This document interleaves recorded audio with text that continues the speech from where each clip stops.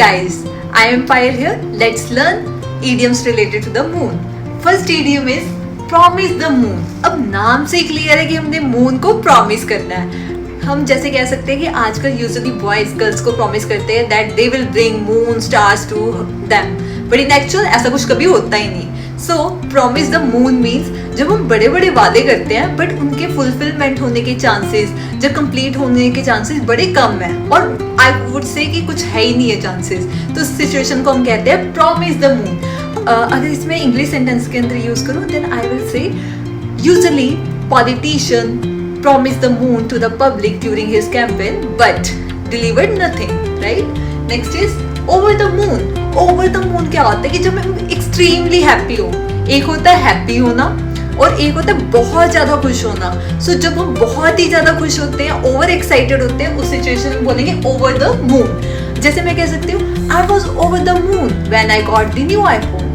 She was over the moon when she got new job offer, right? Next is bark at the moon. अब नाम से ही clear है, bark that means कोई जैसे कुत्ता भौंकता है ना.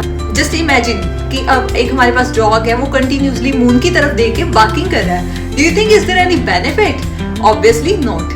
तो इसका मतलब क्या हो गया? Bark at the moon means कि जब हम कुछ भी बोली जाए, कुछ भी ऐसा काम करी जाए बट उसका कोई पर्पस नहीं है और उसका कोई यूजफुल रिजल्ट नहीं है, सो इस सिचुएशन को बोलते हैं bark at the moon.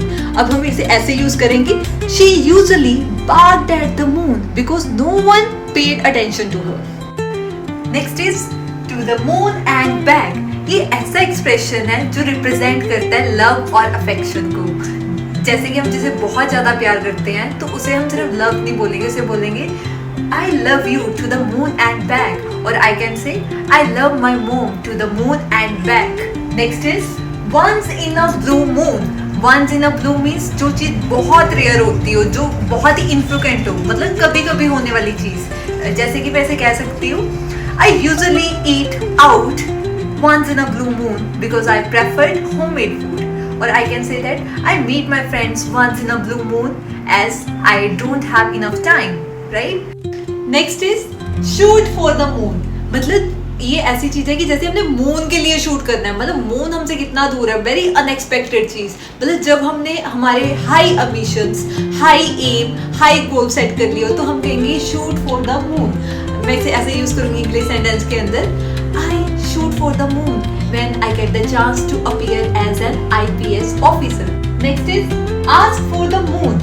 Ask for the moon मतलब हमने मून के लिए पूछना है, मून को मांगना है. इज देयर पॉसिबिलिटी कि हमें मून मिल जाए? Obviously not.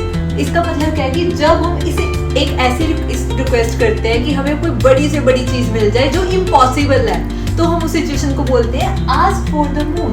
जैसे हम कह सकते हैं आजकल सभी स्टूडेंट्स को छुट्टियां हुई हैं और ऑब्वियसली उन्हें होमवर्क मिला हुआ है, तो हम ये कह सकते हैं expecting the perfect assignments over the holidays is asking for the moon.